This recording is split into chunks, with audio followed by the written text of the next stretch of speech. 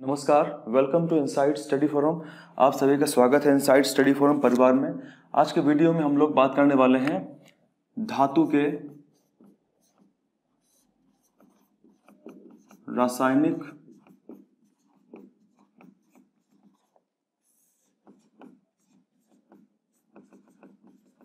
गुणधर्म के बारे में, यानी कौन कौन सी केमिकल प्रॉपर्टीज होती हैं धातु की, मेटल्स की।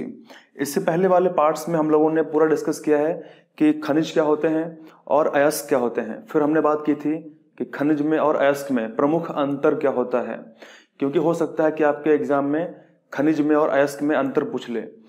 उसके बाद हमने बात की थी कौन कौन से प्रमुख अयस्क होते हैं जिनसे हम धातुओं को प्राप्त करते हैं।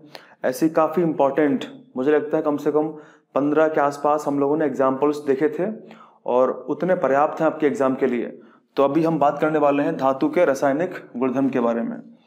देखिए, अगर हम बात करें कि धातु के रासायनिक गुणधर्म क्या हो सकते हैं, तो लगभग सभी धातुएं जो होती हैं वो ऑक्सीजन के साथ में मिलकर धातु ऑक्साइड उत्पन्न करती है, बनाती हैं। जैसे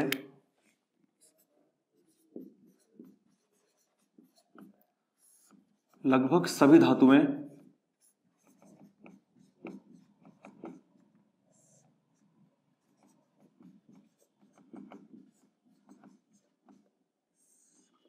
ऑक्सीजन के साथ मिलकर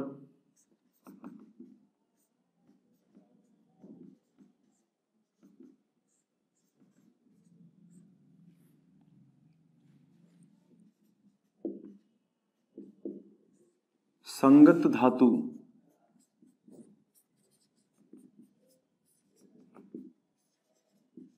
ऑक्साइड बनाती हैं। इसका मतलब यह है कि अगर धातु प्लस ऑक्सीजन, अगर कोई धातु ऑक्सीजन के साथ में रिएक्शन करती है, अभिक्रिया करती है, तो वो क्या फॉर्म करेगी? वो धातु ऑक्साइड उत्पन्न करेगी। इसका मतलब यहां पे क्या बनेगा? धातु ऑक्साइड।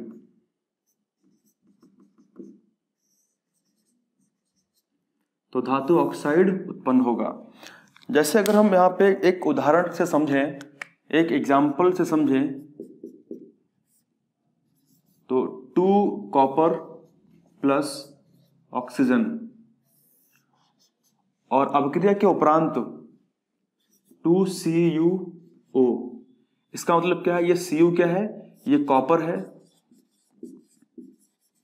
और O2 क्या है? ऑक्सीजन है। जब कॉपर रिएक्ट करेगी विद ऑक्सीजन तब क्या फॉर्म होगा? 2CuO। इसका मतलब क्या है? अब देखिए, यहाँ पे Cu कितने थे? 2 थे। O कितने थे? 2 थे। यहाँ पे C कितने हैं? Cu 2 है, O भी 2 है। इसका मतलब जो रिएक्शन है वो बैलेंस है। अब ये है क्या? ये है कॉपर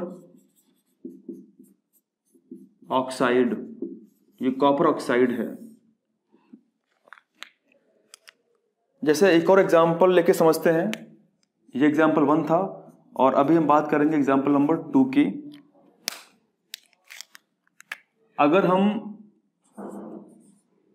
2 एल्यूमिनियम ले लें प्लस 3O2 तो क्या फॉर्म होगा?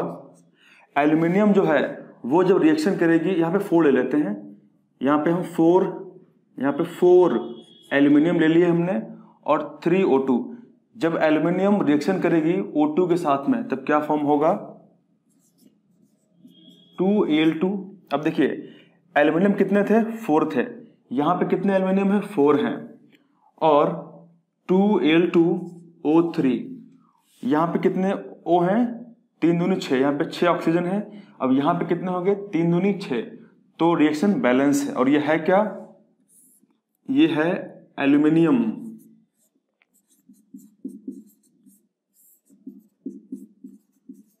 यह है एल्यूमिनियम ऑक्साइड। तो इस तरीके से जो धातु में ऐसी बहुत सारी रिएक्शंस, अभिक्रियाएं हो सकती हैं। यहां पे हमने केवल 2 रिएक्शंस का एग्जांपल लेके समझा है कि किस तरीके से जब धातु रिएक्शन करती है विद ऑक्सीजन तो फिर वो क्या करती है? धातु ऑक्साइड को बनाती है। अब यहाँ पे एक बात आपको समझनी ये है कि जो धातु ऑक्साइड होते हैं, ठीक है, जैसे अगर हम बात करें कॉपर ऑक्साइड की, तो ये कैसे होते हैं, ये मोस्टली क्षारीय होते हैं, ये क्षारीय होते हैं, बेसिक होते हैं। धातु ऑक्साइड की जो प्रकृति होती है वो क्षारीय होती है। वहीं पे अगर हम बात करें एल्यूमिनियम ऑक्साइड की, तो इसकी जो प्रकृति है वो क्षारीय तथा अम्लीय दोनों हो सकती है, ठीक है। तो इसको आप लोग ध्यान रखेंगे। एक विशेष नोट है, जैसे ऑक्सीजन के साथ सभी धातुएं एक ही दर से अभिक्रिया नहीं करती हैं, आप लोग ध्यान रखेंगे। इसका मतलब क्या है कि विभिन्न धातुएं जो होती हैं वो विभिन्न अभिक्रियाएं, विभिन्न अभिक्रियाशीलता दिखाती हैं। यानी जब भी उनकी रिएक्शन O2 के साथ में कराई जाती है तो विभिन्न अभिक्रियाशीलता वो प्रदर्शित करती हैं। जैसे फॉर एग्जाम्पल उदाहरण लेकर अगर हम समझें, पोटेशियम और सोडियम। पोटेशियम और सोडियम की अगर बात करें तो ये अत्यधिक तेजी से अभिक्रिया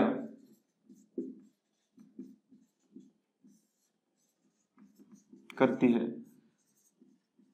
यही रीजन है कि सोडियम और पोटेशियम को ये बहुत तेजी से अभिक्रिया करती है, और यही रीजन है कि इसको हम खुले में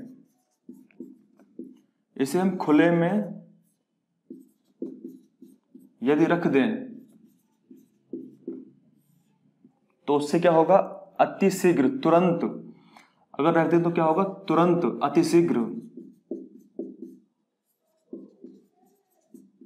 अतिशीघ्र आग पकड़ लेंगी।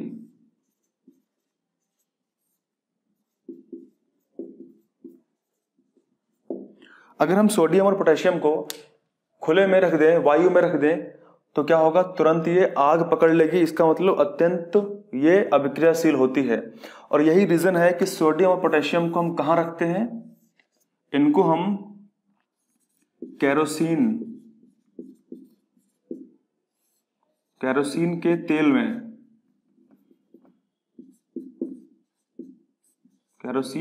में डुबोकर रखते हैं।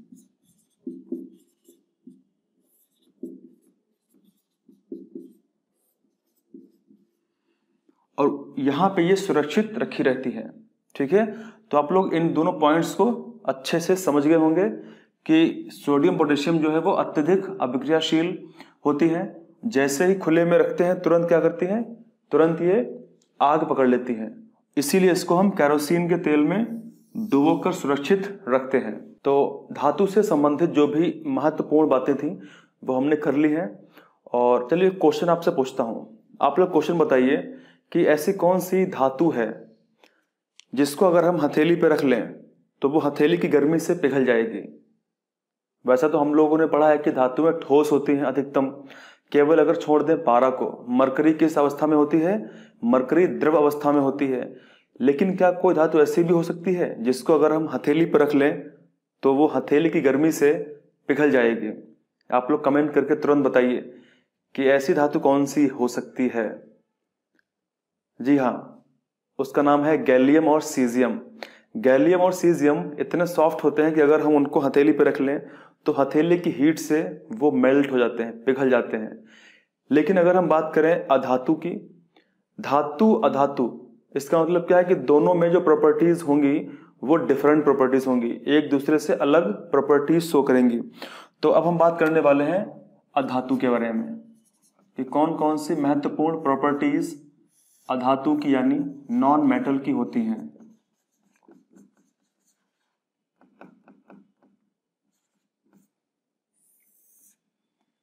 जैसा हमने पीछे स्टडी किया था, पीछे पढ़ा था कि जो धातुएं होती हैं वो मोस्टली अधिकतम ठोस होती हैं। वहीं पे अगर हम बात करें अधातु के बारे में कि अधातु की जो प्रकृति होती है कैसी होती है, अधातु कैसी होती है। अधातु ठोस अथवा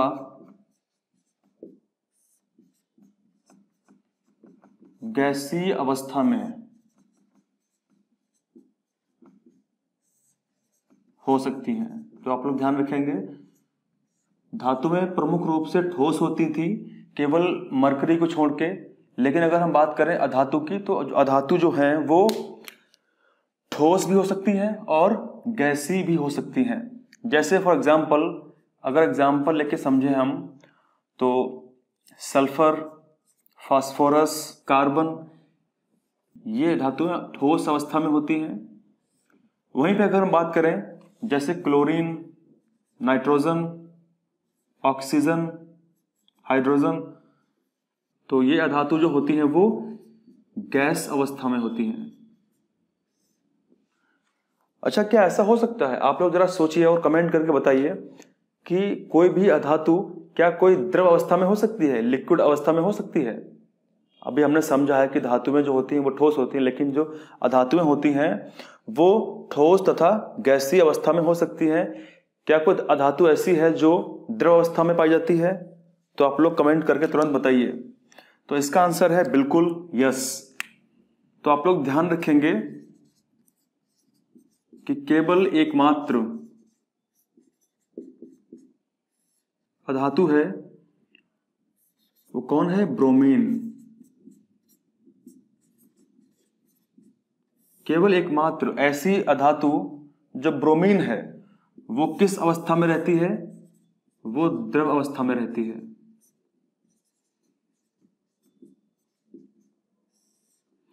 तो आप लोग ध्यान रखेंगे, हो सकता है कि आपके बहुविकल्पी में ऐसा क्वेश्चन आ जाए कि कौन सी एकमात्र ऐसी अधातु होती है जो द्रव अवस्था में पाई जाती है। तो उसका आंसर क्या है? ब्रोमीन है। आप लोग ध्यान रखेंगे, ठीक है। तो इसके बाद हम लोग बात करेंगे इसमें और कौन कौन सी प्रॉपर्टीज होती हैं, उनको समझेंगे। जैसा हमने धातुओं के चैप्टर में, धातुओं के वीडियो में हमने समझा था कि धातुओं की कुछ प्रॉपर्टी विशेष होती है। कौन कौन सी प्रॉपर्टी होती है? जैसे धातुओं पर अगर हम किसी चीज से हिट करें तो उसमें कोई साउंड यानी ध्वनि उत्पन्न होती है। धातु में अगर प्योर फॉर्म में है तो उसमें अपनी कोई चमक होती है, शाइनिंग करती है। धातुएं विद्युत की तथा ऊष्मा की अच्छी सुचालक होती हैं। क्या यही प्रॉपर्टीज अधातुओं में भी होंगी? तो इसका आंसर है नहीं होंगी। जो अधातुएं होती हैं वो ऊष्मा तथा विद्युत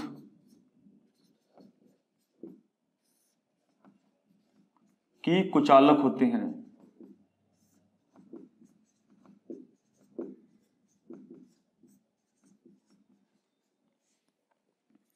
दूसरा पॉइंट इसमें यह है कि क्या धातुओं की तरह अधातुएं डक्टाइल होंगी, मतलब तन्य होंगी, या फिर क्या धातुओं की तरह अधातुएं मैलिएबल होंगी? तो इसका आंसर क्या है कि जो अधातुएं होती हैं वो ना तो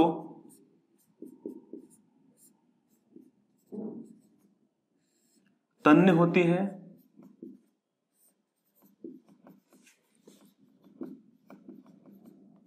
और ना ही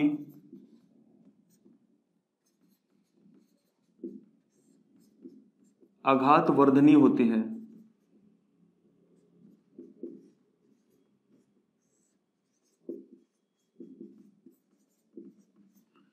इसका मतलब होता है डक्टाइल और इसका मतलब होता है मेलिएबल। मतलब क्या हम अधातुओं को पीट पीट करके क्या उनको हम चादर के रूप में फैला सकते हैं? नहीं। अधातुओं को क्या हम तार की तरह खींच के लंबा कर सकते हैं? नहीं। इसका मतलब क्या है कि अधातुओं में जो डक्टाइलनेस होता है, तन्य, वो नहीं होता है।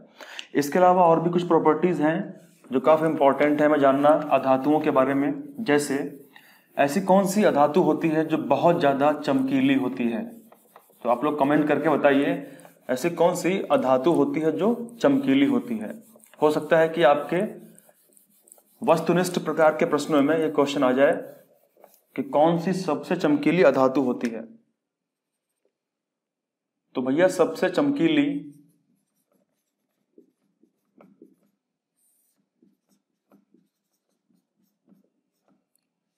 अधातु कौन सी होती है? आयोडीन होती है। तो आप लोग ध्यान रखेंगे आयोडीन जो है वो क्या है, सबसे चमकीली अधातु होती है। दूसरी बात यह है, एक बड़ा विशेष अधातु है जो विभिन्न रूपों में पाई जाती है, जैसे उसका नाम है कार्बन। कार्बन जो अधातु है ये विभिन्न रूपों में पाई जाती है। कार्बन अधातु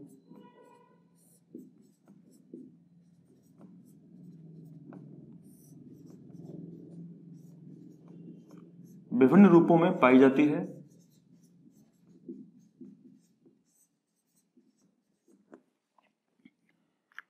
और इसके प्रत्येक रूप को, यानी जितने रूप में पाई जाएगी, इसके प्रत्येक रूप को हम क्या कहते हैं, हम अपरूप कहते हैं।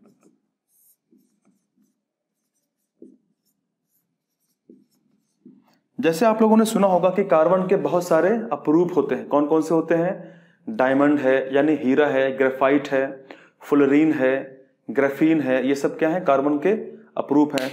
तो इस वीडियो में हम बात करने वाले हैं खासकर इसके दो एग्जाम्पल, जैसे एक तो हीरा है यानी डायमंड और दूसरा है ग्रेफाइट।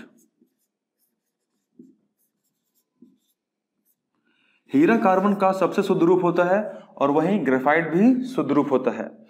अब इसमें डिफरेंस क्या है? जैसा हम जानते हैं जो कार्बन है, कार्बन एक अधातु है। अगर आपसे पूछें क्या हीरा और ग्रेफाइट क्या अधातु है? नहीं। क्यों? क्योंकि ये कार्बन के अपरूप होते हैं। ठीक है, अधातु तो सिर्फ कार्बन है, लेकिन ये हीरा और अधातु क्या है, हीरा और ग्रेफाइट क्या है, ये कार्बन के अपरूप होते हैं। तो आप लोग ध्यान रखेंगे, लेकिन इसकी अपनी प्रॉपर्टी अलग अलग होती है। जैसे मान लीजिए अगर हम बात करें कार्बन की, तो क्या कार्बन इलेक्ट्रिसिटी का अच्छा कंडक्टर होता है, यानी क्या विद्युत का अच्छा सुचालक होता है? तो इसका आंसर है नो। लेकिन अगर वहीं पे हम बात करेंगे ग्रेफाइट की, तो ग्रेफाइट जो होता है विद्युत का सुचालक होता है।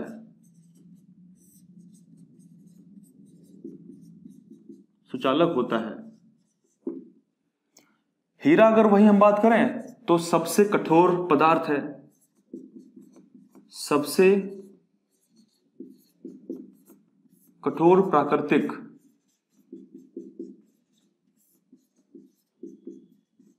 पदार्थ कौन है? हीरा है। तो ऐसे ही कई सारे पॉइंट हैं जो आपके बहुविकल्पी प्रश्नों में आ सकते हैं, तो आप लोग ध्यान रखेंगे। बाकी इसमें और भी कई डिफरेंस है, जिससे और भी कुछ डिफरेंस समझते हैं। इतना आप लोगों ने अगर नोट कर लिया है, या फिर अगर आप लोग चाहते हैं तो इसका स्क्रीनशॉट खींच सकते हैं। अब थोड़ी सी बात कर लेते हैं कि कौन कौन सी जो अधातुएं होती हैं वो ऑक्सीजन से रिएक्शन कैसे करती हैं। तो यहाँ पे हम एक एग्जाम्पल लेके समझेंगे, और वो काफी इंपॉर्टेंट एग्जाम्पल होगा, और उसका उपयोग भी हम बहुत ज्यादा करते हैं, और वो हमारे लिए बड़ा घातक गैस भी साबित होती है। क्योंकि जब एसिड रेन होता है, अम्ल वर्षा होती है, तब वो रिएक्शन करके बरसती है, और हमारे लिए जो अम्ल वर्षा है बड़ा हानिकारक है। तो आप लोग कमेंट करके बताइए कि एसिड रेन कैसे होती है, और एसिड रेन के लिए, अम्ल वर्षा के लिए सबसे जो जिम्मेदार गैस है वो कौन सी है। तो यहां पे हम समझते हैं कि अधातु की ऑक्सीजन से अभिक्रिया,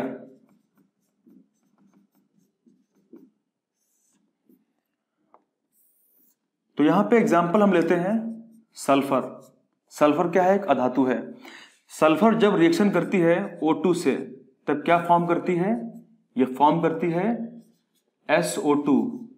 अगर हम SO2 का रिएक्शन करा दें H2O से, तो फॉर्म करेगा H2SO3, और यह है क्या? सल्फ्यूरस एसिड है। ये सल्फ्यूरस एसिड बन जाएगा। तो इसके बाद हम देखते हैं कि कौन कौन से अधातुओं के उपयोग होते हैं जो काफी इंपॉर्टेंट हैं, उनके बारे में जानते हैं। अधातुओं के कौन कौन से प्रमुख उपयोग होते हैं।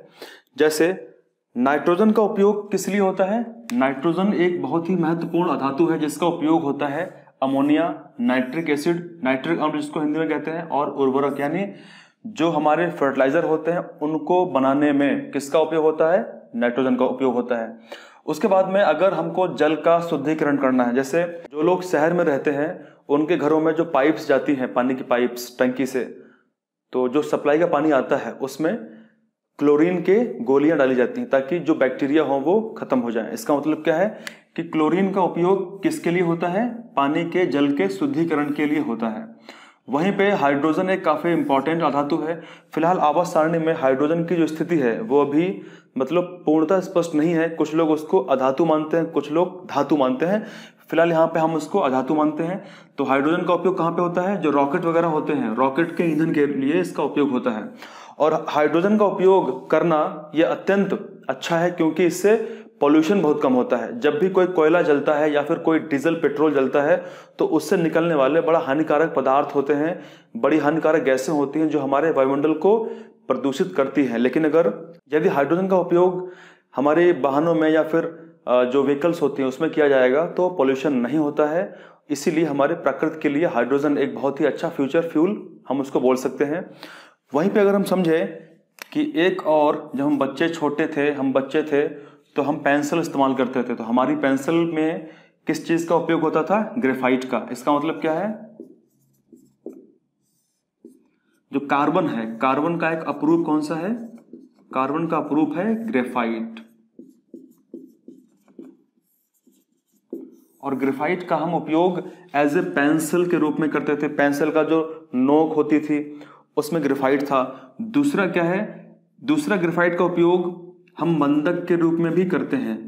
मंदक के रूप में, इसका मतलब मॉडरेटर के रूप में करते हैं। यानी जितने भी न्यूक्लियर रिएक्टर होते हैं उनके अंदर न्यूट्रॉन्स की जो गति होती है उसको कंट्रोल करने के लिए हम मंदक का उपयोग करते हैं एज ए मॉडरेटर। तो अगर आपसे क्वेश्चन पूछता है कि मंदक के रूप में किसका उपयोग करते हैं, तो हम ग्रेफाइट का उपयोग करते हैं एज ए मॉडरेटर। तो ये कुछ इंपॉर्टेंट पॉइंट्स थे धातु के बारे में। तो मोस्टली चीजें हमने कवर कर ली हैं। इसमें से कुछ चीजें बची हुई हैं, भट्ठी वाली चीजें बची हुई हैं। तो अगले वीडियो में होपफुली हम बात करने वाले हैं किस तरीके से धातु का निष्कासन होता है और कौन कौन सी वो 4-5 प्रक्रियाएं हैं जो होती हैं। फिर हम बात करेंगे भट्ठी के बारे में, क्योंकि आपके एग्जाम के लिए भट्ठी काफी इंपॉर्टेंट है। तो वहां से क्वेश्चंस जो है वो डायरेक्टली आते हैं। सचित्र वर्णन करिए, भट्ठी बना करके दिखाइए और जो भी पॉइंट्स हैं उनको समझाइए। तो हम अगले वीडियो में सारी बातें करेंगे। Thank you very much. अगर वीडियो अच्छा लगा हो तो लाइक करें, शेयर करें, सब्सक्राइब करें।